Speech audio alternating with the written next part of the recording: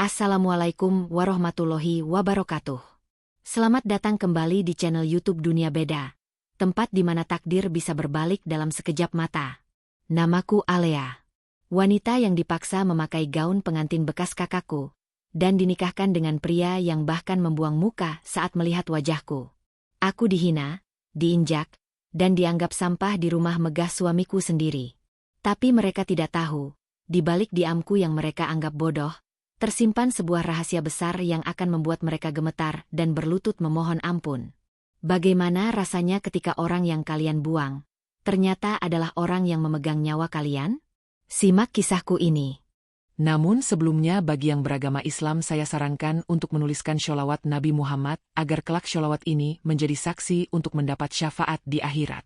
Like dan subscribe ke channel ini sangat membantu menambah wawasan dan membantu kami membuat cerita baru yang menghibur. Hari ini adalah hari pernikahanku. Seharusnya, ini adalah hari paling bahagia bagi seorang wanita. Sebuah hari di mana aku menjadi ratu sehari. Tapi bagiku, hari ini tak ubahnya seperti hari eksekusi mati bagi perasaanku. Aku duduk terpaku di depan cermin rias yang dikelilingi lampu-lampu terang, menatap pantulan wajahku sendiri yang terasa begitu asing. Riasan tebal ini, sanggul melati yang harum ini, dan kebaya putih berekor panjang yang membalut tubuhku, semuanya terasa salah. Kebaya ini bukan milikku.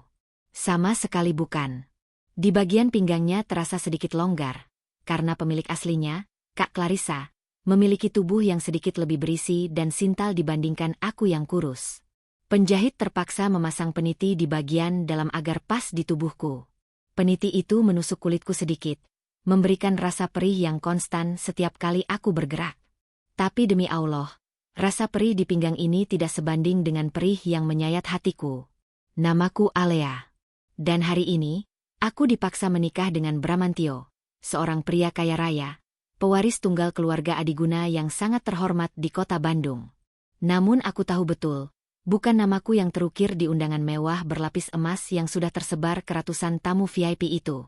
Di sana, tertulis jelas nama Clarissa, kakak tiriku yang cantik, anggun, dan selalu menjadi kebanggaan keluarga. Aku hanyalah bayangan. Si itik buruk rupa yang selalu berdiri di belakang cahaya Kak Clarissa. Dan hari ini, bayangan itu dipaksa maju ke depan panggung sandiwara untuk menyelamatkan wajah dua keluarga besar. Air mataku menetes pelan, merusak bedak tebal di pipi. Perias pengantin yang sejak tadi sibuk membenahi sanggulku berdecak kesal. Dia buru-buru mengambil tisu dan menepuk-nepuk pipiku dengan kasar, seolah aku adalah boneka pajangan yang menyusahkan. "Jangan menangis Mbak Alea, nanti luntur semua bedaknya," katanya dengan nada ketus dan mata melotot. Dia tahu aku hanya pengantin pengganti. Tatapan matanya merendahkan, seolah aku adalah penipu yang sedang menyusup ke istana raja. Pikiranku melayang ke kejadian tadi malam. Malam yang mengubah hidupku menjadi neraka dunia. Rumah kami yang biasanya tenang di kawasan Dago Atas, mendadak gempar seperti disambar petir. Kak Clarissa hilang. Dia kabur membawa semua perhiasan dan uang tunai yang ada di brankas Bapak. Hanya ada secari kertas yang ditinggalkannya di atas meja rias, yang isinya menghancurkan segalanya. "Maaf Pak, Bu. Aku tidak bisa menikah dengan Bram. Aku tidak mencintainya. Aku pergi mengejar bahagiaku sendiri dengan pria pilihanku. Jangan cari aku." Bapak mengamuk hebat. Ibu tiriku histeris sampai pingsan berkali-kali. Keluarga Bramantio adalah investor terbesar di perusahaan Bapak yang sedang diambang kebangkrutan total. Jika pernikahan ini batal, Bapak bukan hanya menanggung malu yang tak tertahankan, tapi juga akan hancur lebur dikejar utang miliaran dan mungkin akan membusuk di penjara. Di tengah kekacauan itu, mata Bapak yang merah dan nanar tertuju padaku. Aku yang baru saja pulang kerja dari kantor sekuritas, masih mengenakan kemeja lusuh dan membawa tas laptop bututku, terdiam kaku di ambang pintu. Bapak langsung berlari dan bersimpuh di kakiku. Pemandangan yang menghancurkan hatiku sehancur-hancurnya. Laki-laki yang kuhormati, meski tidak pernah memprioritaskanku, kini menangis meraung di kakiku. "Alea, tolong Bapak, Nak, cuma kamu harapan Bapak satu-satunya. Gantikan kakakku. Menikahlah dengan Bram. Selamatkan keluarga kita. Nak, Bapak mohon." Aku ingin menolak. Aku ingin berteriak di depan wajah mereka bahwa aku punya hidup sendiri. Aku punya mimpi sendiri. Tapi melihat bapak yang mulai sesak napas memegang dadanya, dan ibu tiri yang menatapku dengan tatapan memohon sekaligus memaksa, pertahananku runtuh seketika. Demi Allah, aku tidak punya pilihan lain. Aku mengangguk lemah, menyerahkan masa depanku demi nama baik mereka. Lamunanku buyar saat pintu kamar rias terbuka kasar. Ibu tiriku masuk. Wajahnya tegang, tapi matanya dingin sedingin es saat menatapku. Ayo cepat. Rombongan pengantin pria sudah datang. Jangan bikin malu. Ingat Alea, kamu harus senyum. Jangan perlihatkan wajah murungmu itu. Orang-orang tahunya yang menikah itu putri keluarga Wardana. Jadi bersikaplah yang anggun sedikit. Hardiknya sambil merapikan selendang di bahuku dengan kasar, hampir membuatku terhuyung. Aku berjalan keluar kamar dituntun oleh perias. Kakiku gemetar hebat di setiap langkah menuju ruang akad nikah yang disulap sangat mewah di ballroom hotel berbintang di Jalan Asia Afrika. Aroma bunga melati dan sedap malam memenuhi ruangan, bercampur dengan aroma parfum mahal para tamu undangan yang menusuk hidung. Di ujung sana, di depan meja akad, duduklah Bramantio. Jantungku berdegup kencang, bukan karena cinta, tapi karena takut yang luar biasa. Bram terlihat gagah dengan beskap putihnya. Wajahnya tampan, rahangnya tegas, namun ekspresinya sedingin kutub utara. Dia tidak menoleh sedikitpun saat aku didudukkan di sampingnya. Penghulu mulai berbicara. Suasana hening mencekam. Aku bisa mendengar bisik-bisik tamu di belakangku yang seperti lebah berdengung. Loh? Kok pengantin wanitanya beda? Bukannya Clarissa ya? SSSD. Diam. Kabarnya Clarissa sakit mendadak. Ini adiknya yang menggantikan. Kasihan ya Mas Bram. Dapatnya yang biasa saja begini. Jauh banget levelnya sama kakaknya. Bagaikan langit dan bumi. Kata-kata itu menusuk telingaku seperti jarum panas. Aku menunduk dalam-dalam. Tanganku yang dingin dan berkeringat meremas kain kebaya. Saat prosesi ijab kabul dimulai, suara Bram terdengar lantang namun tanpa jiwa. Dia menyebut namaku dengan nada seolah sedang membaca laporan bisnis yang membosankan dan ingin segera diakhirinya. Saya terima nikah dan kawinnya Alea binti Wardana dengan mas kawin tersebut dibayar tunai. Sah. Kata itu menggema di seluruh ruangan. Sah. Kini aku resmi menjadi istri Bramantio. Tapi tidak ada senyum sedikitpun di wajah suamiku. Saat diminta untuk mencium tangan suami, aku meraih tangan kekar itu dengan gemetar. Tangan itu dingin dan kaku. Saat hidungku menyentuh punggung tangannya, dia segera menariknya dengan cepat, seolah jijik disentuh oleh kulitku. Hati ini rasanya diremas kuat oleh tangan tak terlihat. Sakit sekali ya Allah. Inikah takdirku? Acara resepsi berjalan seperti mimpi buruk yang tak berujung. Aku berdiri selama berjam-jam di pelaminan, menyalami ratusan tamu yang menatapku dengan tatapan aneh dan penuh tanda tanya. Bram berdiri di sampingku, tapi dia memberi jarak yang cukup lebar. Dia tidak sekalipun menatap wajahku, apalagi menggandeng tanganku atau sekadar menawarkanku air minum meski tenggorokanku kering kerontang. Kami seperti dua orang asing yang terjebak dalam satu bingkai foto yang retak. Yang paling menyakitkan adalah saat sesi foto keluarga. Bu Ningrum, Ibunda Bram, wanita parubaya yang selalu tampil glamor dengan berlian yang melingkar di leher dan pergelangan tangannya, berdiri di sampingku. Dia tersenyum lebar ke arah kamera, senyum palsu yang sangat sempurna. Namun, saat fotografer sedang mengatur pencahayaan, dia mendekatkan wajahnya ke telingaku. Mulutnya mendesis pelan, namun kata-katanya setajam silet yang menyayat nadi. Jangan GR kamu. Kamu cuma tambal butuh. Kain perca kusam yang dipakai buat nutup lubang. Jangan harap saya anggap kamu menantu. Di mata saya, menantu saya cuma Clarissa, bukan kamu yang tidak punya aura sama sekali. Ingat posisi dan derajatmu. Darahku berdesir hebat. Mataku panas, tapi aku menahannya sekuat tenaga agar air mata tidak jatuh. Aku menarik napas panjang, mencoba menelan gumpalan rasa sakit yang menyumbat di tenggorokan. Demi Bapak. Demi Bapak.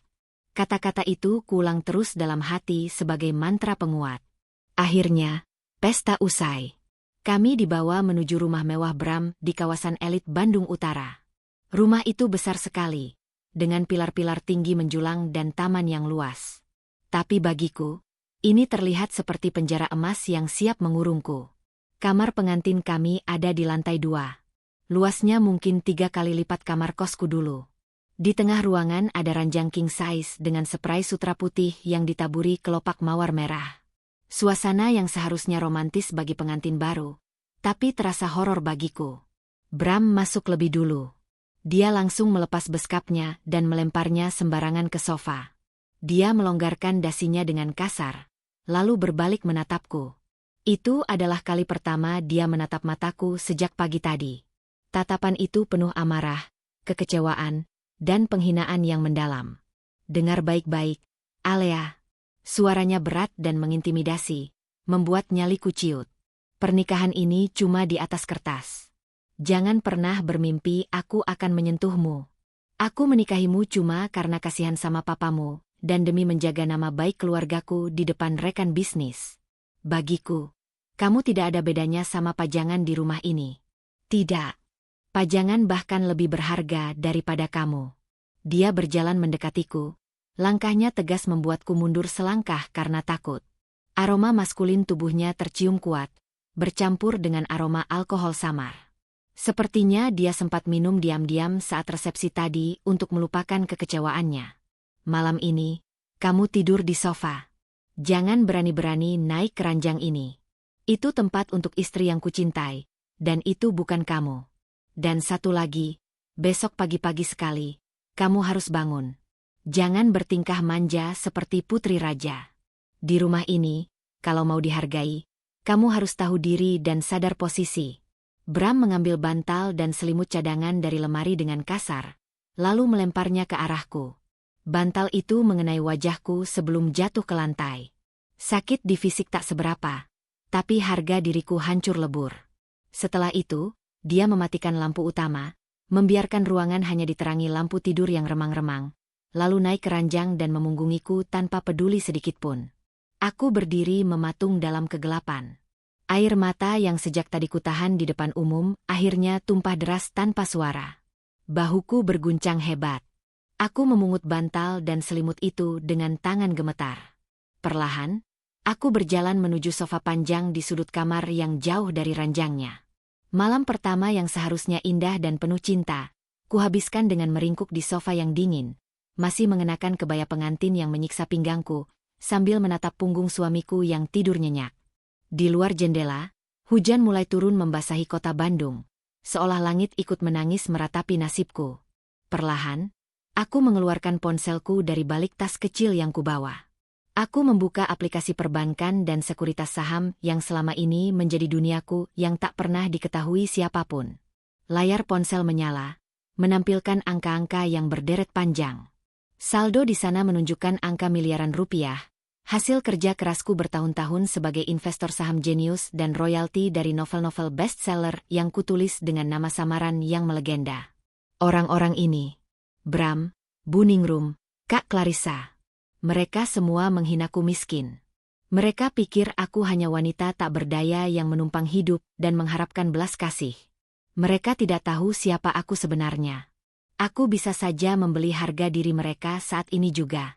Aku bisa saja membeli rumah ini dan mengusir mereka. Tapi tidak. Bukan itu tujuanku sekarang. Aku ingin dicintai karena ketulusanku, bukan karena tumpukan uangku. Aku ingin tahu, apakah ada sedikit saja ruang di hati Bram untuk Alea yang sederhana ini? Aku menatap punggung Bram lagi dengan tatapan nanar. Dalam hati aku berbisik lirih. Suatu saat nanti, Mas. Suatu saat nanti kamu akan menyesal karena telah menyia-nyiakan berlian demi sebuah kerikil. Tapi malam ini, biarlah aku menjadi bayangan yang kau injak-injak sesuka hatimu. Karena roda kehidupan itu berputar, dan giliranku pasti akan datang. Tunggu saja tanggal mainnya. Aku memejamkan mata, mencoba tidur di tengah dinginnya AC dan dinginnya perlakuan suamiku, berharap esok hari akan ada sedikit keajaiban. Meski logika berkata, esok mungkin akan lebih menyakitkan dari hari ini. Terdengar suara dengkuran halus dari arah ranjang. Bram tidur dengan tenang setelah menghancurkan hatiku. Aku memeluk diriku sendiri, berdoa kepada Allah dalam hati. Ya Allah, kuatkan pundakku. Jika ini adalah ujian untuk mengangkat derajatku, maka aku ikhlas menerima takdir ini. Tapi tolong, jangan biarkan hatiku mati rasa karena kebencian. Malam semakin larut. Angin malam kota Bandung berhembus kencang menggoyangkan tirai jendela yang sedikit terbuka, menciptakan bayangan menakutkan di dinding kamar. Babak baru hidupku sebagai istri yang tak diinginkan baru saja dimulai. Dan aku harus bertahan, setidaknya sampai aku bisa membuktikan siapa aku sebenarnya kepada mereka semua yang telah merendahkanku. 6 bulan sudah berlalu sejak pernikahan neraka itu terjadi. 6 bulan yang terasa seperti 6 abad bagiku. Jika orang bilang pernikahan adalah pelabuhan hati, maka pernikahanku adalah kapal pecah yang terombang-ambing di tengah badai, tanpa nahkoda, tanpa tujuan. Di rumah mewah kawasan Dago Pakar yang sejuk ini, statusku di KTP memang tertulis sebagai istri sah Bramantio Adiguna. Tapi kenyataannya, aku tak lebih dari seorang pembantu gratisan yang merangkap sebagai samsak pelampiasan emosi. Setiap pagi, alarm di ponsel bututku berbunyi tepat pukul 4 subuh. Saat udara Bandung masih menusuk tulang dan kabut masih menyelimuti bukit, aku sudah harus bangun. Bukan untuk sholat tahajud bersama imamku, melainkan untuk menyapu lantai marmer yang luasnya ratusan meter persegi, mengepel, mencuci baju-baju mahal mereka dengan tangan karena Buningrum bilang mesin cuci bisa merusak serat kain import, dan tentu saja, memasak sarapan. Seperti pagi ini. Aku sedang sibuk mengaduk nasi goreng seafood di dapur kotor. Bau bumbu yang harum memenuhi ruangan. Tiba-tiba, suara langkah sepatu hak tinggi terdengar mendekat. Itu Buningrum. Mertuaku yang penampilannya tak pernah lepas dari daster sutra dan roll rambut. Heh, masaknya yang benar.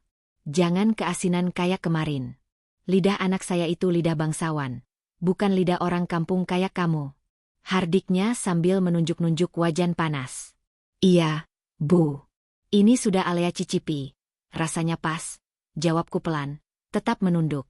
Alah, membantah terus. Ingat ya, kamu di sini numpang makan. Jadi kerjanya harus becus. Kalau bukan karena kasihan sama bapakmu yang melarat itu, sudah saya usir kamu dari dulu. Kata-kata itu sudah menjadi sarapan pagiku setiap hari. Dulu rasanya sakit. Tapi sekarang telingaku sudah kebal. Hati ini sudah membatu. Aku hanya mengangguk, lalu menyajikan makanan itu di meja makan utama yang terbuat dari kayu jati ukiran Jepara.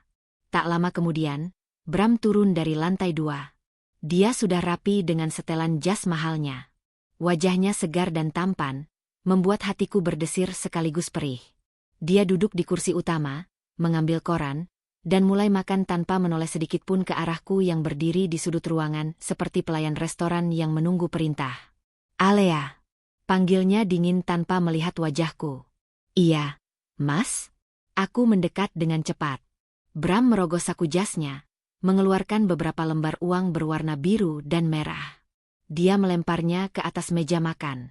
Uang itu melayang dan jatuh berserakan di dekat piring nasinya. Ini uang belanja untuk 1 minggu. Cukup-cukupin. Jangan boros. Perusahaan lagi susah. Cash flow lagi macet. Jangan minta tambah. Aku memungut uang itu. 300.000 rupiah. Untuk makan 3 orang dewasa di kawasan elit selama seminggu? Di rumah ini, harga sabun cucinya saja bisa 50.000. Tapi aku tidak berani protes. Aku tahu, jika aku meminta lebih, yang kudapat bukan uang, tapi cacian bahwa aku istri matre yang tidak tahu diuntung. Iya, Mas. Cukup kok, jawabku lirih. Bram mendengus pelan, lalu berdiri, mengambil tas kerjanya dan pergi begitu saja tanpa pamit. Tidak ada cium tangan, tidak ada senyum. Hanya debuman pintu yang tertutup kasar. Sepeninggal mereka, aku membereskan meja makan. Setelah rumah rapi dan Buningrum pergi arisan sosialita dengan teman-temannya, barulah aku bisa bernapas lega. Inilah waktu milikku. Aku berlari kecil menuju kamarku, lebih tepatnya gudang yang disulap jadi kamar di lantai bawah, karena Bram melarangku tidur di kamar utama sejak malam pertama. Aku mengunci pintu rapat-rapat. Jantungku berdebar, bukan karena takut, tapi karena antusias. Aku mengeluarkan laptop bututku dari bawah tumpukan baju di lemari. Laptop ini fisiknya memang menyedihkan, penuh goresan dan stiker yang sudah mengelupas. Tapi isinya? Isinya adalah kunci yang bisa menghancurkan kesombongan keluarga Adiguna dalam sekejap. Aku menyalakannya, menyambungkan ke internet, dan membuka beberapa tab sekaligus. Tab pertama adalah email dari penerbit mayor di Jakarta. Selamat pagi Mbak Aluna, nama penaku. Naskah novel terbarumu, Langit yang Tak Pernah Menangis, sudah terjual 50.000 eksemplar dalam masa pre-order. Royalti bulan ini sebesar 1,5 miliar rupiah sudah kami transfer ke rekening rahasiamu. Mohon dicek. Aku tersenyum tipis. Di mata Bram dan ibunya, aku adalah Alea si upik abu yang bodoh dan miskin. Tapi di dunia literasi, aku adalah Aluna, penulis misterius yang karya-karyanya selalu bestseller dan diadaptasi menjadi film layar lebar. Tidak ada yang tahu wajah asliku, karena aku selalu menolak sesi wawancara tatap muka. Lalu aku membuka tab kedua. Aplikasi sekuritas saham. Grafik-grafik berwarna hijau dan merah menari-nari di layar. Mataku tertuju pada satu emiten saham, ADGS. Adiguna Sentosa Tbk. Perusahaan milik keluarga Bram. Grafiknya merah membara. Harga sahamnya terjun bebas dalam sepekan terakhir karena isu gagal bayar utang obligasi. Aku tahu Bram sedang pusing 7 keliling. Tadi pagi dia bilang cash flow macet. Itu bohong. Yang benar adalah perusahaannya diambang kebangkrutan. Aku menarik napas panjang. Jemariku menari di atas keyboard. Seharusnya aku biarkan saja mereka hancur. Biar mereka rasakan bagaimana rasanya hidup miskin dan dihina seperti aku. Biar Buningrum tahu rasanya tidak punya uang untuk beli beras, apalagi beli tas branded. Tapi, bayangan wajah Bram yang lelah tadi pagi melintas di benakku. Sebenci apapun aku pada perlakuannya, aku masih istri sahnya. Dan ada janji pada bapak yang harus kujaga.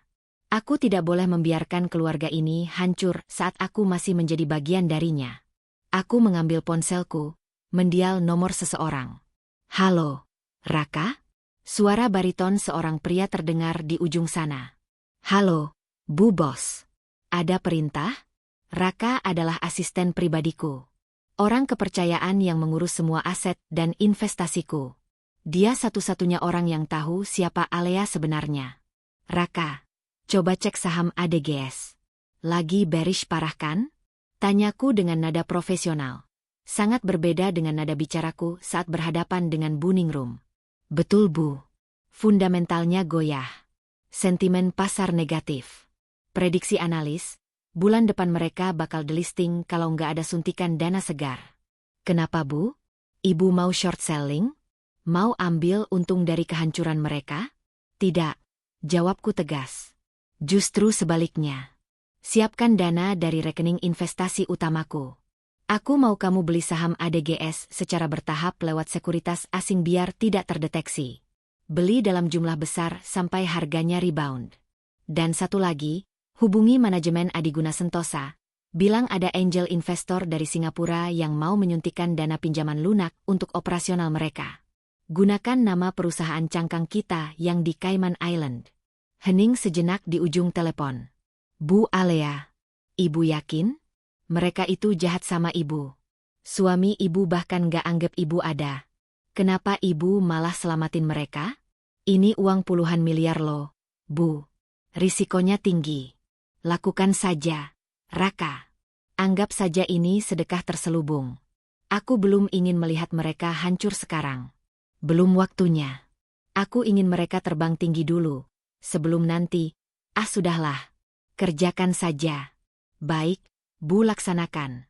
Transfer akan segera diproses. Sambungan terputus. Aku menatap layar laptop. Dalam hitungan jam, uangku, uang si istri pembantu ini, akan mengalir deras menyelamatkan leher suamiku yang sombong itu. Ironi yang sangat menggelikan, bukan? Sore harinya, suasana rumah berubah drastis. Bram pulang dengan wajah berseri-seri. Langkahnya ringan. Dia bahkan bersiul kecil saat masuk ke ruang tamu. Buningrum yang sedang nonton TV langsung menyambutnya. Loh, Bram? Kok tumben jam segini sudah pulang? Mukanya cerah banget. Ada apa? Bu, ini keajaiban. Bu. Bram memeluk ibunya dengan girang. Tadi siang, tiba-tiba harga saham perusahaan naik drastis. Ada investor misterius dari Singapura yang borong saham kita. Dan gak cuma itu, mereka juga kasih pinjaman lunak tanpa bunga buat nutup utang jangka pendek. Perusahaan selamat, Bu. Kita nggak jadi bangkrut. Alhamdulillah.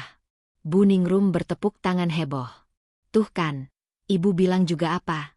Rezeki anak soleh itu nggak kemana. Pasti ini karena doa ibu yang nggak putus-putus buat kamu. Atau mungkin karena kamu mau ceraikan si pembawa sial itu nanti. Aku yang sedang mengepel lantai di dekat mereka hanya diam mematung. Hati ini rasanya dicubit. Doa ibu katanya?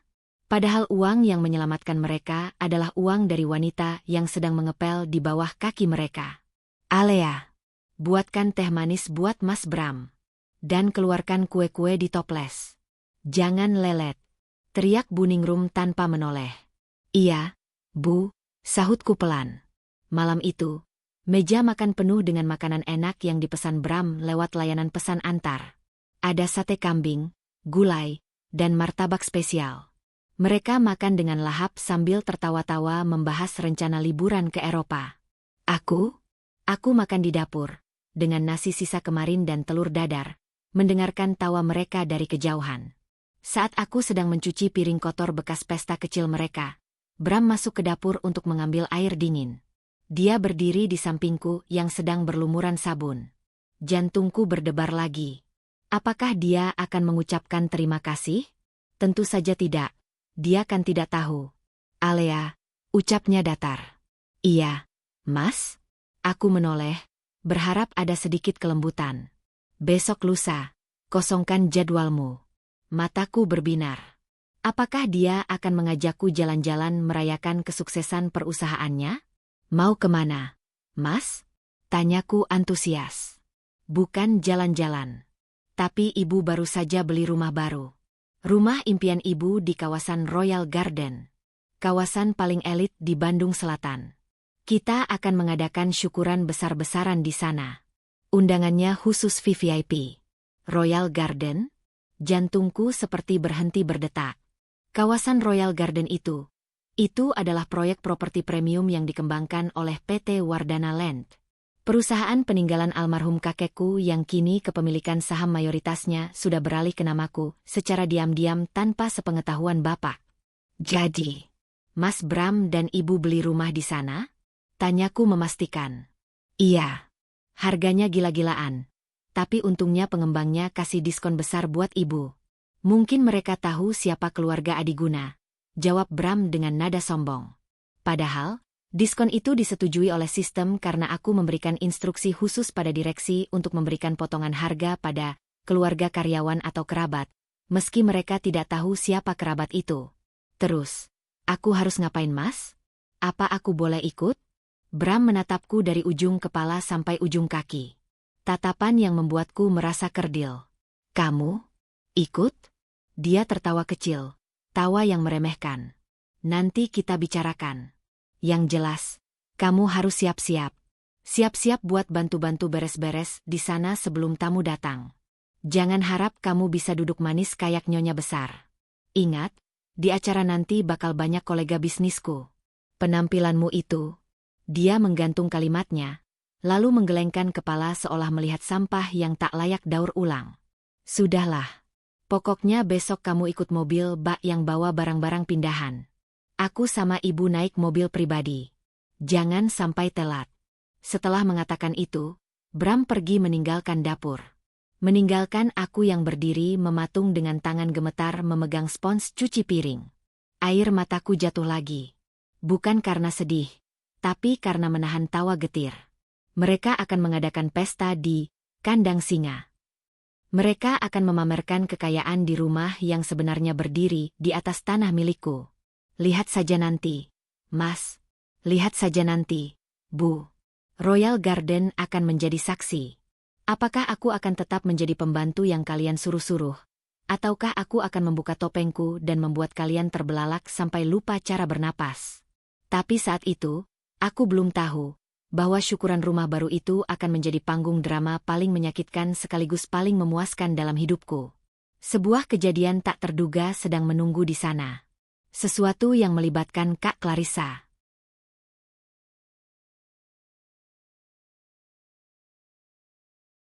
Hari yang ditentukan pun tiba. Seperti titah yang mulia Raja Bramantio, aku tidak diperbolehkan duduk di kursi empuk mobil pribadinya. Sementara dia dan ibunya meluncur dengan nyaman di dalam SUV hitam mengkilap ber-AC dingin, aku harus berdesak-desakan di kabin depan mobil bak terbuka, duduk diapit supir sewaan dan kernet yang bau rokoknya menyengat hidung. Di bak belakang, tertumpuk kardus-kardus berisi barang-barang, kurang penting, dan peralatan dapur. Aku, Alea Wardana, istri sah dari CEO Adiguna Sentosa, diperlakukan tak ubahnya seperti barang rongsokan yang ikut diangkut. Sepanjang perjalanan menuju kawasan Royal Garden, hatiku berkecamuk. Angin jalanan yang penuh debu menerpa wajahku, mengacak-acak rambut yang hanya kuikat asal. Si supir sesekali melirikku dengan tatapan kasihan. "Mbak ini, pembantunya Buningrum ya?" tanyanya canggung. Aku tersenyum kecut. Bahkan orang asing pun bisa melihat posisiku. "Iya, Pak. Bisa dibilang begitu," jawabku singkat. Memasuki gerbang Royal Garden, pemandangan langsung berubah drastis. Hiruk-pikuk jalanan berganti dengan deretan pohon palem raja yang rapi, jalan aspal mulus yang hitam legam, dan deretan Mansion bergaya Eropa klasik yang megah. Ini adalah kawasan hunian paling prestisius di Bandung Selatan. Harga satu unit rumah tipe terkecil di sini setara dengan harga 10 rumah di komplek biasa. Dan ironisnya, akulah pemilik kawasan ini. Akulah pemegang saham mayoritas PT Wardana Land, pengembang yang membangun surga duniawi ini. Di setiap tiang lampu, di setiap paving block, di setiap tetes air mancur yang menari di bundaran utama, ada jejak tanda tanganku di berkas persetujuannya. Mobil bak berhenti di depan sebuah rumah mewah 2 lantai bercat putih gading dengan pilar-pilar Romawi yang kokoh. Buningrum sudah berdiri di teras, berkacak pinggang, memberi instruksi pada beberapa tukang taman. "Heh, jangan injak rumput yang itu. Itu rumput Jepang impor. Mahal," teriaknya melengking. Aku turun dari mobil bak, membersihkan debu di bajuku. Bram baru saja keluar dari dalam rumah sambil menelepon seseorang. Wajahnya serius. "Alea, sini kamu," panggil Buningrum saat melihatku. "Jangan bengong aja. Cepat angkatin itu kardus-kardus dapur ke belakang. Terus sapu halaman depan sampai bersih. Nanti sore tamu-tamu VIP mau datang. Jangan sampai ada selembar daun kering pun yang kelihatan." Aku mengangguk patuh.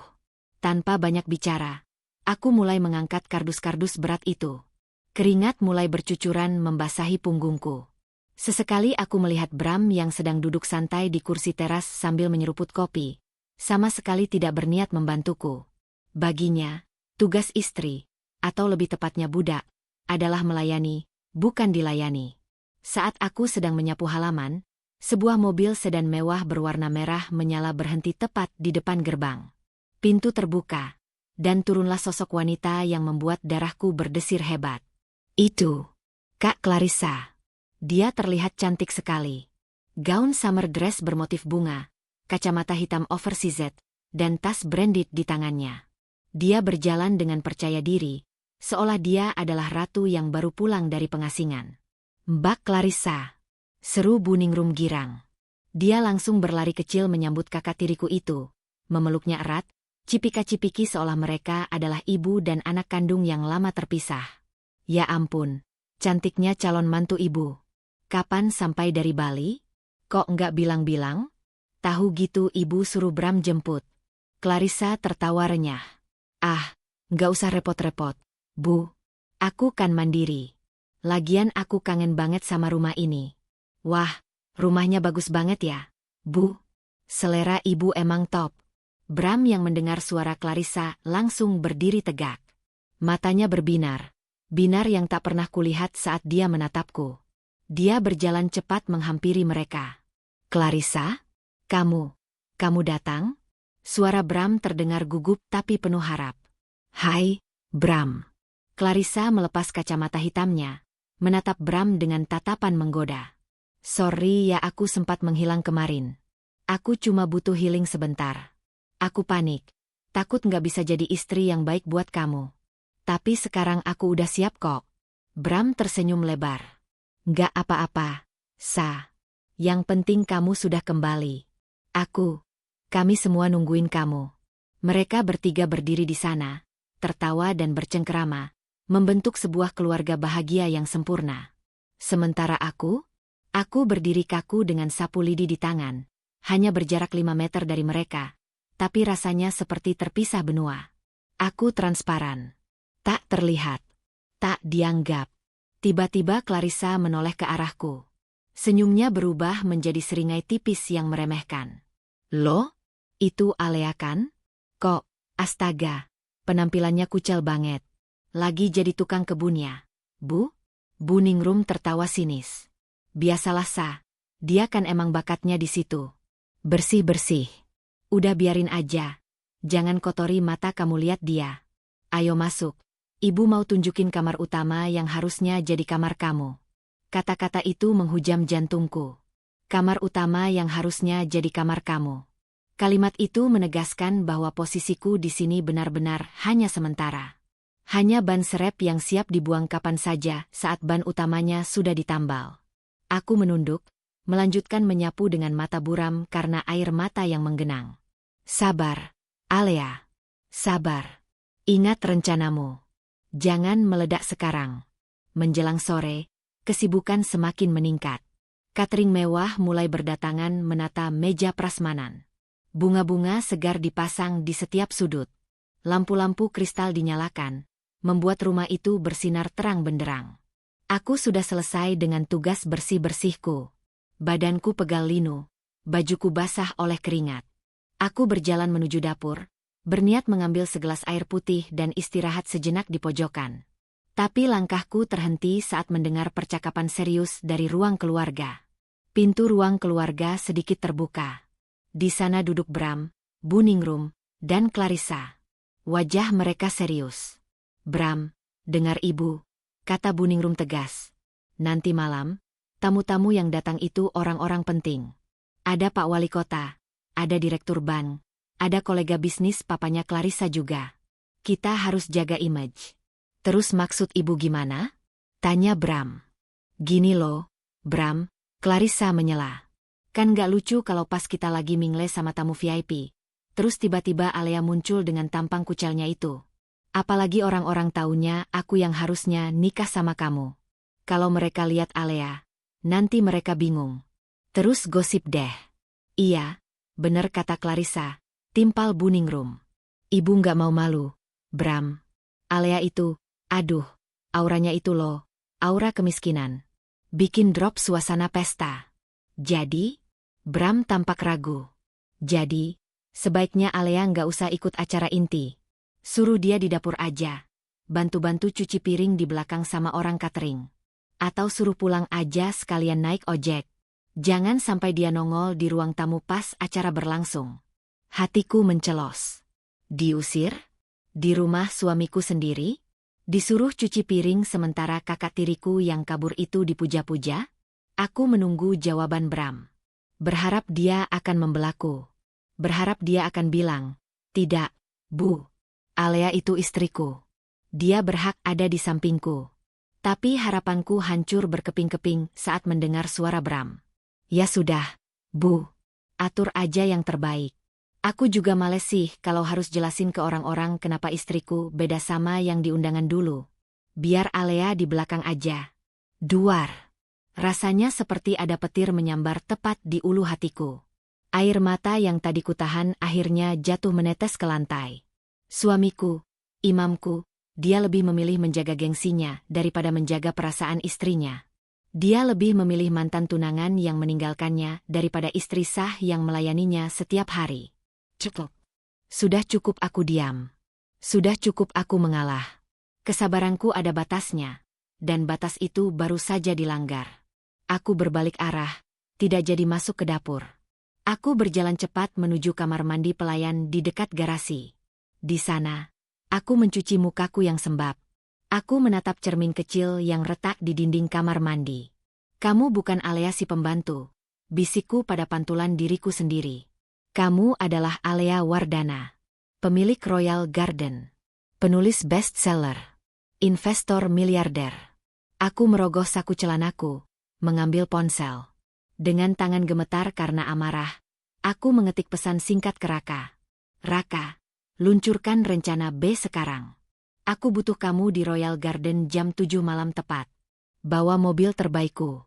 Dan pastikan manajer kawasan Royal Garden, Pak Hermawan, ada di lokasi dan siap menerima perintahku. Balasan Raka masuk dalam hitungan detik. Siap, Bu Bos. Apakah saatnya showtime? Ya, showtime. Aku mau mereka tahu siapa pemilik panggung yang sebenarnya. Aku keluar dari kamar mandi dengan tatapan baru. Tatapan yang tidak lagi sayu dan memohon, tapi tatapan tajam seorang preman pasar saham yang siap memangsa korbannya. Aku berjalan kembali ke ruang tengah, di mana Bram sedang bersiap-siap ganti baju. Dia kaget melihatku berdiri tegak di hadapannya. Loh? Ngapain kamu di sini? Sana ke belakang. Nanti tamu keburu datang. Usirnya. Aku menatap matanya lekat-lekat. Mas, aku mau tanya satu hal. Bram mengernyit. Apaan sih? Cepetan. Aku sibuk. Apa kamu benar-benar tidak menginginkan aku ada di sampingmu nanti malam? Apa kamu malu punya istri seperti aku? Bram menghela napas kasar. Wajahnya tampak kesal. Ya Allah, Alea. Perlu aku eja? Iya. Aku malu. Penampilanmu, gayamu, asal-usulmu, semuanya nggak cocok sama duniaku. Kamu itu cuma kecelakaan sejarah di hidupku. Udahlah, nggak usah drama. Sana ke dapur. Aku tersenyum tipis. Senyum yang membuat Bram sedikit merinding karena dia belum pernah melihatku tersenyum seperti itu. Dingin. Misterius. Baik, Mas. Terima kasih atas kejujuranmu. Aku tidak akan mengganggumu di depan. Aku akan pergi. Tapi ingat kata-kataku ini, Mas. Nanti malam, saat kamu mencari aku, pastikan kamu sudah siap dengan apa yang akan kamu temukan. Bram hanya mendengus meremehkan. Halah, paling kamu nangis di pojokan. Udah sana pergi. Aku berbalik badan dan melangkah keluar rumah lewat pintu samping. Langit mulai gelap. Lampu-lampu Taman Royal Garden mulai menyala indah. Tunggu aku, Mas. Tunggu aku, Bu Ningrum. Tunggu aku, Kak Clarissa. Cinderella tidak butuh ibu peri untuk mengubah labu menjadi kereta kencana. Cinderella yang ini punya kartu kredit Black Card dan saham mayoritas. Malam ini, bukan sepatu kaca yang akan tertinggal, tapi harga diri kalian yang akan hancur berkeping-keping. Aku berjalan keluar dari gerbang rumah mewah itu dengan langkah cepat. Angin malam menusuk kulitku yang hanya berbalut kaos oblong lusuh dan celana kulot yang warnanya sudah pudar. Di belakangku, suara musik sayup-sayup mulai terdengar. Pesta pora mereka sedang dimulai. Pesta di mana aku, istri sah pemilik rumah, dibuang seperti sampah. Belum sampai 50 meter aku berjalan menjauhi keramaian blok Royal Garden. Sebuah mobil sedan hitam panjang mengkilap berhenti perlahan di sampingku. Bukan taksi online, bukan angkot. Itu adalah Mercedes Maybach S-Class terbaru. Mobil dinasku yang selama ini hanya terparkir manis di garasi rahasia kantor pusat. Seorang pria muda berpakaian rapi dengan setelan jas hitam turun dari kursi kemudi. Dia membungkuk hormat, sangat dalam, kontras sekali dengan perlakuan suamiku barusan. Selamat malam, Bu Alea. Maaf saya terlambat 1 menit karena macet di gerbang depan. Sapa Raka dengan nada sopan yang menenangkan. Aku menghela napas panjang, membuang sisa-sisa air mata yang mengering di pipi. Tidak apa-apa, Raka. Bawa aku ke tempat biasa. Kita hanya punya waktu 1 jam untuk mengubah upik abu ini menjadi seseorang yang akan membuat mereka lupa cara bernapas. Siap, Bu. Semua sudah disiapkan di suite Presidential The Trans Luxury Hotel. Tim make-up artis dan stylist terbaik di Bandung sudah menunggu Ibu.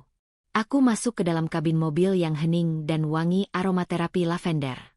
Kursi kulit empuk ini memeluk tubuhku yang lelah. Aku memejamkan mata sejenak. Selamat tinggal, Alea si pembantu. Malam ini, kau akan tidur panjang. Biarkan Alea Wardana yang mengambil alih kemudi. Perjalanan menuju hotel terasa singkat. Sesampainya di sana, aku tidak lewat lobi utama, melainkan lift private yang langsung membawaku ke penthouse. Di sana, 3 orang stylist sudah berbaris rapi. Bu Alea, waktu kita sempit. Konsep malam ini apa? Tanya salah satu dari mereka. Aku menatap cermin besar itu. Menatap wajahku yang kusam, rambut yang kusut, dan mata yang redup. Buat aku terlihat mahal, tak tersentuh, dan mengintimidasi. Aku ingin siapapun yang melihatku merasa bahwa mereka tidak pantas bahkan untuk sekadar menyapa. Jawabku dingin. 1 jam kemudian, aku berdiri lagi di depan cermin yang sama. Tapi pantulan di sana bukan lagi Alea yang tadi. Sosok di cermin itu mengenakan gaun malam berbahan sutra velvet berwarna emerald green, atau hijau zamrud gelap yang membalut tubuhku dengan sempurna. Gaun itu sederhana namun memancarkan aura kemewahan yang tidak mencolok. Rancangan desainer ternama yang harganya setara dengan mobil Bram. Rambutku yang biasanya diikat asal, kini digerai dengan gaya wafi elegan, menonjolkan leher jenjangku. Di leherku, melingkar kalung berlian 1 mata yang kilaunya menyakitkan mata. Itu bukan berlian sewaan. Itu aset investasi yang kubeli saat lelang di Singapura tahun lalu. Raka masuk ke ruangan, dan langkahnya terhenti. Dia tertegun sejenak. Masya Allah, Bu Alea. Ibu terlihat sangat berkuasa. Cukup basa-basinya. Raka.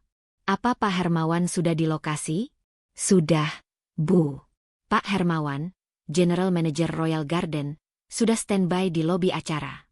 Dia membawa berkas yang ibu minta. Dia juga sudah menginstruksikan seluruh security untuk menyambut kedatangan komisaris utama dengan prosedur VVIP. Bagus. Ayo kita berangkat. Jangan biarkan pestanya selesai sebelum bintang utamanya datang. Di dalam mobil menuju kembali ke Royal Garden, jantungku berdegup kencang. Bukan karena takut, tapi karena adrenalin. Aku membayangkan wajah Bu Ningrum, wajah Kak Clarissa, dan wajah Bram. Suami yang tadi sore mengusirku karena malu. Sebentar lagi, Mas. Sebentar lagi kamu akan tahu rasa malu yang sesungguhnya itu seperti apa. Sementara itu, di rumah baru Bramantio, suasana pesta sangat meriah. Halaman depan yang luas disulap menjadi area pesta kebun yang mewah. Lampu-lampu gantung kristal menghiasi tenda-tenda putih. Para tamu undangan, yang rata-rata adalah sosialita dan pengusaha kelas kakap, sibuk bercengkrama sambil memegang gelas minuman. Di tengah kerumunan, Bu Ningrum tampak seperti merak yang sedang memamerkan ekornya. Dia mengenakan kebaya penuh payet yang gemerlapan, tertawa lebar sambil menggandeng lengan Clarissa. Jeng, kenalkan, ini calon mantu saya, Clarissa. Cantik kan? Putrinya Pak Wardana lo, kata Bu Ningrum pada segerombolan ibu-ibu sosialita. Wah, cantik sekali Bu Ningrum. Cocok banget sama nak Bram. Loh, tapi bukannya Bram itu sudah menikah ya 6 bulan lalu? Istrinya mana? Tanya salah satu tamu dengan nada menyelidik. Wajah Bu Ningrum berubah masam sesaat, tapi dengan cepat dia menutupinya dengan tawa palsu. Ah, itu, biasa Jeng, kesalahan teknis. Istrinya yang sekarang itu. Aduh, gimana ya bilangnya? Sedang sakit. Sakit jiwa kayaknya. Hahaha. Enggak, bercanda. Dia lagi kurang enak badan, jadi istirahat di kamar belakang. Lagi pula anaknya pemalu. Nggak level lah kumpul sama kita-kita. Beda kasta. Clarissa ikut tertawa kecil, menutup mulutnya dengan anggun. Iya tante, kasihan Alea. Dia memang lebih suka di dapur daripada di pesta begini. Mungkin passionnya memang jadi asisten rumah tangga. Gelak tawa mereka pecah. Menertawakan aku. Menertawakan nasibku yang mereka anggap lelucon. Bram yang berdiri tak jauh dari sana hanya diam sambil menyesap minumannya. Ada sedikit rasa bersalah di matanya saat mendengar ibunya menjelek-jelekan aku, tapi dia tidak berbuat apa-apa. Dia pengecut yang bersembunyi di balik ketiak ibunya. Tiba-tiba, suasana pesta yang riuh mendadak senyap. Suara musik jazz yang mengalun dari pengeras suara seolah berhenti. Para tamu yang ada di dekat gerbang depan mulai berbisik-bisik, lalu membelah diri, memberi jalan. Ada apa? Siapa yang datang? Pak Wali Kota? Tanya Bu Ningrum penasaran. Dia menjinjitkan kakinya, mencoba melihat ke arah gerbang. Sebuah mobil yang sangat asing bagi mereka perlahan masuk ke area drop-off lobby. Mercedes Maybach hitam dengan plat nomor cantik B1 Ale. Mobil itu berhenti dengan mulus. Dua orang security berseragam lengkap langsung berlari membukakan pintu. Bukan security biasa, tapi kepala keamanan Royal Garden yang biasanya hanya muncul jika ada pejabat negara datang. Siapa sih itu? Sombong banget sampai kepala keamanan yang bukain pintu. Cibir Clarissa iri. Pintu mobil terbuka. Sebuah kaki jenjang dengan sepatu hak tinggi bertahtakan kristal turun menapak aspal. Lalu, sosok itu keluar sepenuhnya. Hening. Benar-benar hening. Detik itu, waktu seolah berhenti berputar. Semua mata tertuju pada wanita yang baru saja turun dari mobil. Gaun hijau zamrudnya berkilauan tertimpa cahaya lampu taman. Wajahnya dipoles make-up flawless yang menonjolkan fitur wajahnya yang tegas namun cantik jelita. Aura yang dipancarkannya begitu kuat, dominan, dan dingin. Wanita itu berdiri tegak, mengangkat dagunya, menatap sekeliling dengan tatapan tajam yang menusuk. Itu siapa? Cantik banget, bisik seorang tamu pria. Gila, itu kalungnya, berlian asli? Itu seharga rumah ini kali. Timpal istrinya. Bramantio, yang sedang memegang gelas, menjatuhkan gelasnya hingga pecah berkeping-keping. Matanya melotot, mulutnya ternganga. Dia mengenali wajah itu. Meski riasannya berbeda, meski bajunya berbeda, dia hafal setiap inci wajah itu karena dia melihatnya setiap pagi. Alea? Desisnya tak percaya. Suaranya tercekat di tenggorokan. Bu Ningrum menyipitkan matanya. Dia maju selangkah, lalu mundur lagi karena kaget. Jantungnya serasa mau copot. Gak mungkin itu si Upik Abu, gumam Bu Ningrum gemetar. Aku, Alea Wardana, melangkah maju dengan anggun. Di belakangku, Pak Hermawan, General Manager Royal Garden, berjalan membungkuk, diikuti oleh Raka. Kami berjalan membelah kerumunan tamu seperti Nabi Musa membelah lautan. Tidak ada yang berani menghalangi jalan kami. Aku berjalan lurus menuju tempat Bram, Bu Ningrum, dan Clarissa berdiri. Tatapan mataku terkunci pada mereka. Tatapan yang mengirimkan pesan kematian bagi harga diri mereka. Selamat malam, suamiku, sapaku dengan suara lembut namun bertenaga, terdengar jelas di tengah keheningan itu. Bram masih mematung. Lidahnya keluh. Maaf aku terlambat. Tadi ada sedikit urusan bisnis yang harus kuselesaikan. Katanya ibu tidak mau aku datang karena penampilanku memalukan? Tanyaku sambil melirik Bu Ningrum yang wajahnya kini pucat pasi seperti mayat. Apa penampilanku sekarang sudah cukup pantas untuk pesta rendahan ini, Bu? Tanyaku lagi, kali ini dengan senyum miring yang menyakitkan. Kamu nyuri baju siapa? Bu Ningrum akhirnya berteriak histeris, mencoba menutupi rasa takutnya dengan amarah. Kamu pasti nyuri uang Bram ya buat sewa mobil dan baju ini. Dasar istri nggak tahu diri. Mau pamer kamu.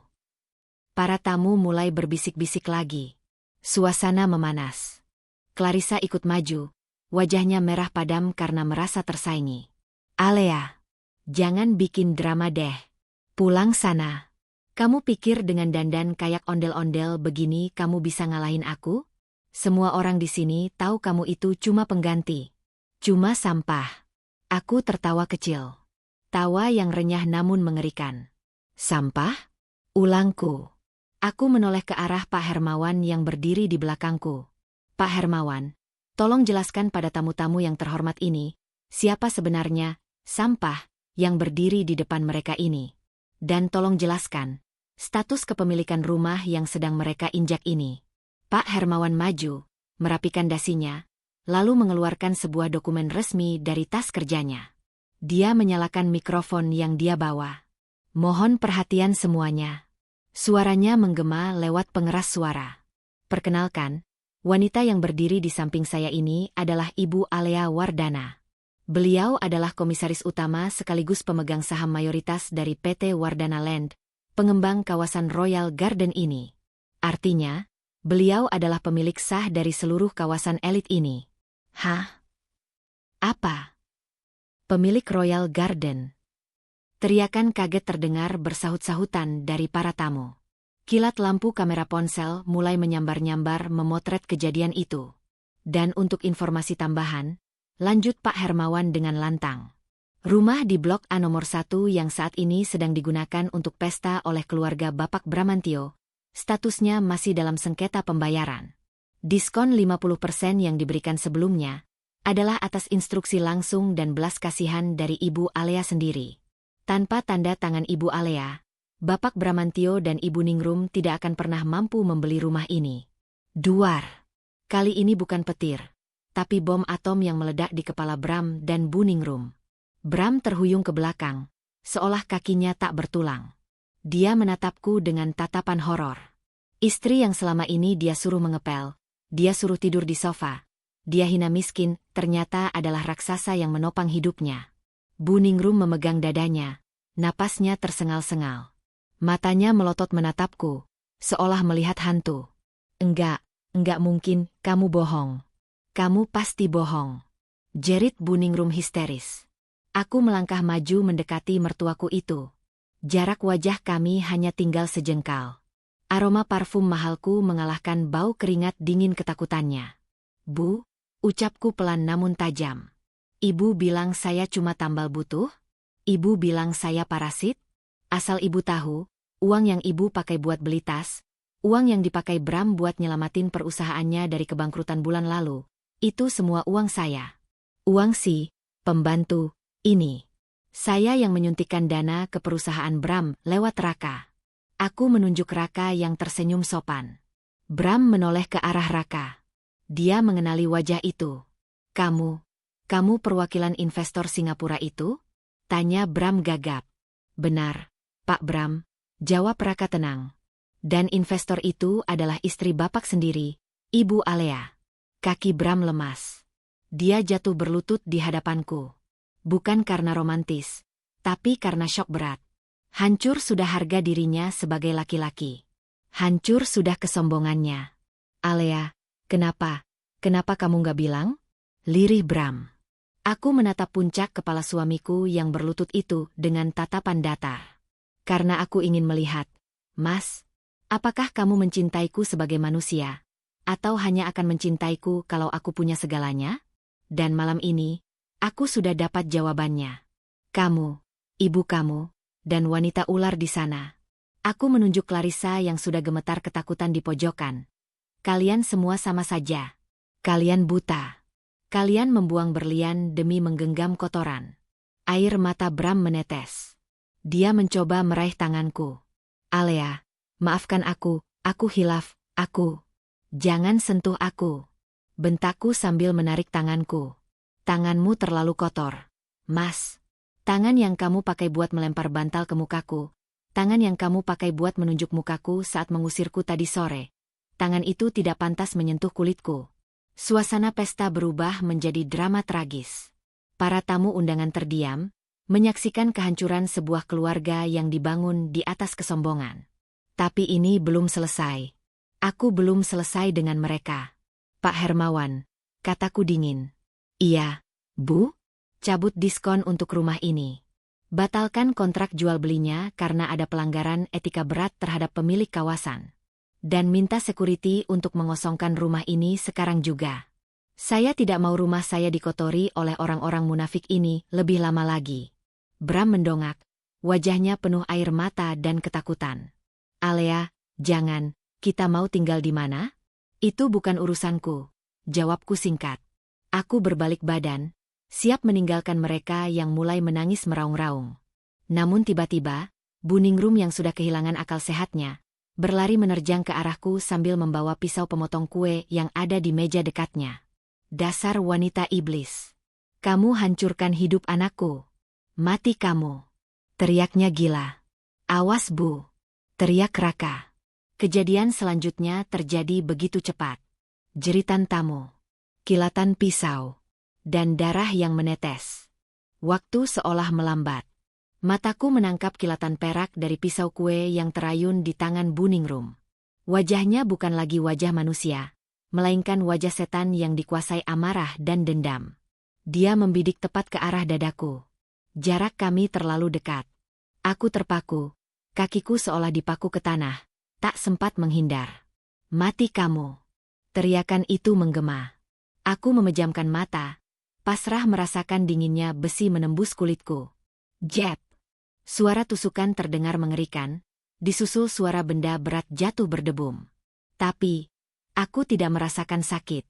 Perlahan, aku membuka mata. Dan pemandangan di hadapanku membuat duniaku berputar hebat. Bukan aku yang tertusuk. Tepat di depanku, Bram berdiri mematung. Tangannya memegangi perutnya. Darah merah segar merembes cepat, menodai kemeja putih mahalnya yang kini berubah warna menjadi merah pekat. Dia telah melompat. Dia menjadikan tubuhnya sendiri sebagai tameng untuk melindungi istri yang selama ini dia sia-siakan. Bram? Panggilku lirih. Suaraku tercekat. Bram menoleh ke arahku. Wajahnya pucat pasi, bibirnya membiru. Dia mencoba tersenyum. Senyum tulus pertama yang pernah kulihat selama 6 bulan pernikahan kami. Ah, Alea, kamu, gak apa-apa? Bisiknya terbata-bata. Detik berikutnya, tubuh Bram ambruk. Aku refleks menangkapnya. Kami berdua jatuh terduduk di lantai pesta yang kini berubah menjadi lantai pembantaian. Bu Ningrum menjatuhkan pisau itu. Dentingnya terdengar nyaring di keheningan malam. Dia menatap tangannya yang berlumuran darah anaknya sendiri. Matanya melotot, lalu dia menjerit. Jeritan yang memilukan, jeritan seorang ibu yang menyadari dia baru saja membunuh separuh jiwanya. Bram! Anakku! Mas Bram! Apa yang ibu lakukan? Bram! Bangun nak! Jangan tinggalkan ibu! Bu Ningrum menerjang tubuh Bram, mengguncang-guncangnya histeris. Darah Bram mengotori kebaya mewahnya. Para tamu undangan berteriak panik. Ada yang pingsan, ada yang muntah, ada yang sibuk menelepon polisi dan ambulans. Clarissa? Dia sudah kabur entah kemana saat melihat darah. Wanita pengecut itu lari menyelamatkan diri sendiri. Aku memangku kepala Bram. Napasnya tersengal-sengal, pendek dan berat. Matanya mulai meredup, tapi dia terus menatapku. Tangannya yang dingin dan berlumuran darah berusaha meraih pipiku. Aku tidak menepisnya kali ini. Hatiku hancur melihatnya begini. Sebenci apapun aku, dia tetap manusia yang baru saja menyelamatkan nyawaku. Maafkan Mas. Mas bodoh. Mas buta. Mas sayang sama kamu sebenarnya. Tapi Mas takut sama ibu. Mas pengecut. Sudah, Mas.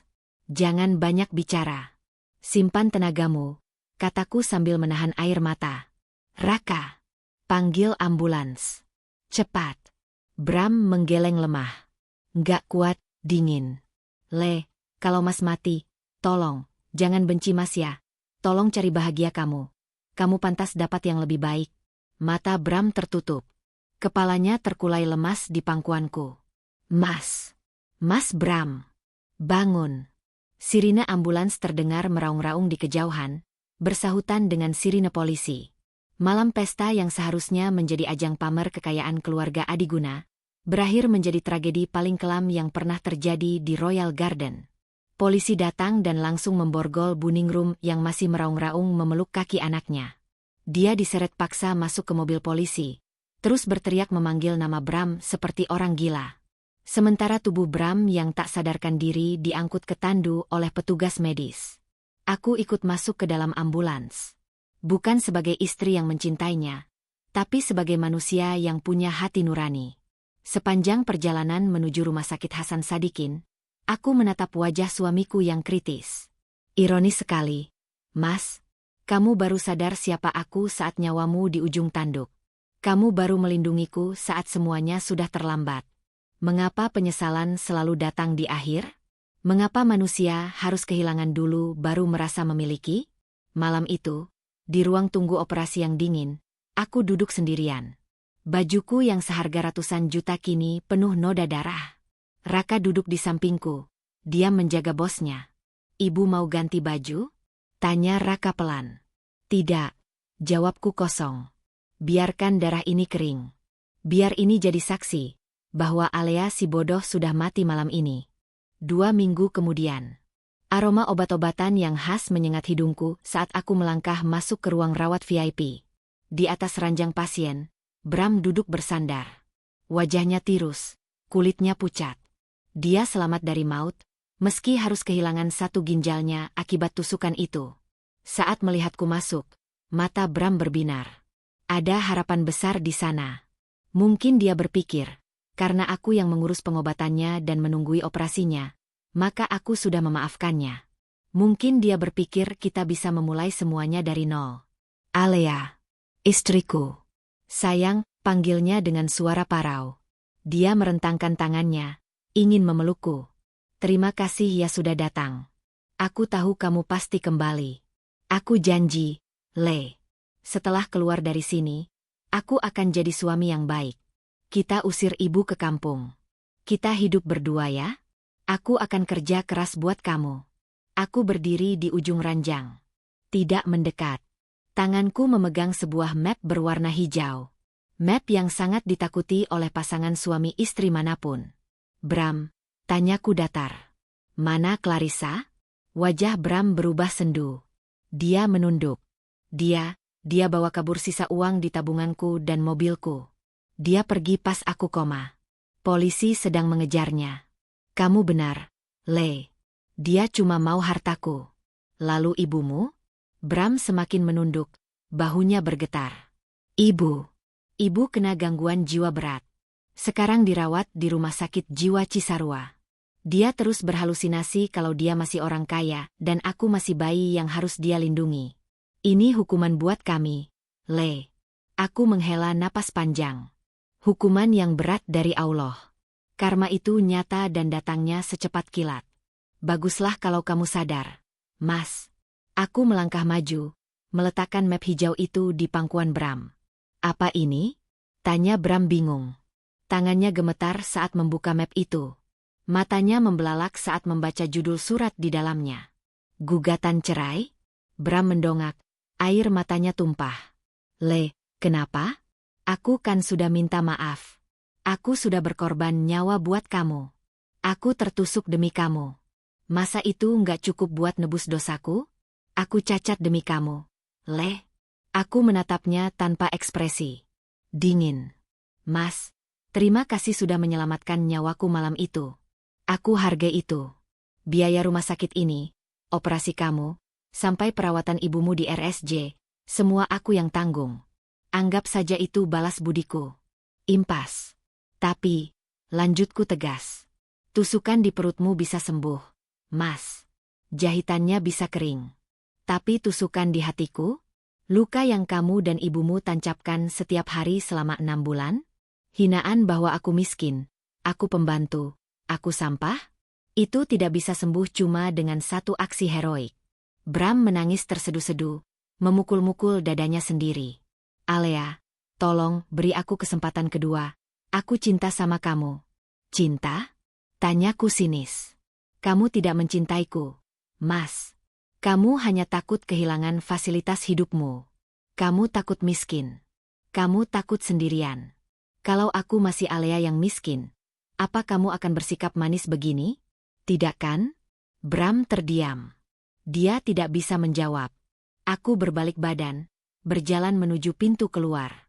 Tanda tangani surat itu, Mas. Pengacaraku akan mengurus sisanya. Rumah yang dulu kita tempati sudah kuberikan pada Yayasan Yatim Piatu. Kamu harus cari tempat tinggal lain setelah keluar dari sini. Belajarlah hidup mandiri. Belajarlah menghargai orang bukan dari hartanya. Alea, jangan pergi. Alea, teriakan Bram menggema di lorong rumah sakit. Dia mencoba turun dari ranjang, tapi terjatuh karena tubuhnya masih lemah. Dia merangkak di lantai, memanggil namaku dengan putus asa. Tapi aku tidak menoleh. Sedikit pun tidak. Aku melangkah keluar dari gedung rumah sakit itu. Di lobi, Raka sudah menungguku dengan pintu mobil terbuka. Matahari bersinar terik di langit Bandung, seolah menyambut kebebasanku. Sudah selesai, Bu? Tanya Raka. Sudah, Raka. Masa lalu sudah kubakar habis. Sekarang, antarkan aku ke kantor. Kita punya proyek besar yang harus diurus. Royal Garden butuh sentuhan baru. Aku masuk ke dalam mobil, meninggalkan Bram yang menangis dalam penyesalan seumur hidupnya. Meninggalkan Buningrum yang terkurung dalam kegilaannya. Meninggalkan Clarissa yang menjadi buronan. Namaku Alea Wardana. Aku pernah dipaksa menjadi pengantin pengganti. Aku pernah dihina sebagai istri rasa pembantu. Tapi hari ini, aku berdiri tegak sebagai wanita yang memegang kendali atas takdirku sendiri. Bagi kalian yang sedang direndahkan, bersabarlah. Karena saat kalian diam, Allah sedang merajut skenario terbaik untuk mengangkat derajat kalian setinggi-tingginya. Dan bagi kalian yang suka merendahkan orang lain, berhati-hatilah. Karena roda kehidupan berputar lebih cepat dari yang kalian kira. Aku tersenyum menatap langit biru. Assalamualaikum masa depan. Alea yang baru, siap menaklukkan dunia. Tamat.